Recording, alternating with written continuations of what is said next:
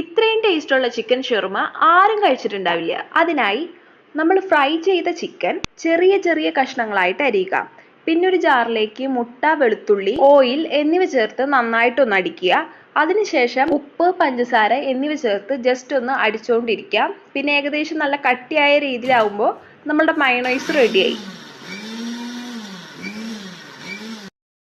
ഷവർമയിലേക്ക് ആവശ്യമായ തക്കാളി, സവാള, ലീഫ് എന്നിവ ചെറുതായിട്ട് അരിഞ്ഞതിന് ശേഷം ചിക്കനും മയോണൈസും ചേർത്ത് നന്നായിട്ട് മിക്സ് ചെയ്യുക. റൊമാലി റൊട്ടിയിലേക്ക് നമ്മളുടെ മിക്സ് പരത്തിയതിന് ശേഷം അതിലേക്ക് കുറച്ച് മയോണൈസ് ചേർക്കുക. അതിനുശേഷം അതിലേക്ക് കുറച്ച് ടൊമാറ്റോ സോസ് ചേർക്കാം. എന്നിട്ട് അത് ഏകദേശം മിക്സ് ചെയ്ത് ചുരുട്ടി വെക്കുക. പ്ലേറ്റ് ഷവർമയ്ക്ക് വേണ്ടി കുബൂസ് വെച്ചതിന് ശേഷം അതിലേക്ക് കുറച്ച് മയോണൈസ് സ്പ്രെഡ് ചെയ്തിട്ട് നമ്മളുടെ മിക്സ് അതിലേക്ക് വെക്കുക. പിന്നെ അതിലേക്ക് കുറച്ച് മയോണൈസും കൂടി ഒന്നും കൂടി വെക്കുക. അതിനുശേഷം നമുക്ക് വേറൊരു കുബൂസ് വെച്ച് ക്ലോസ് ചെയ്യാം. അപ്പം നമ്മുടെ പ്ലേറ്റ് ഷവർമ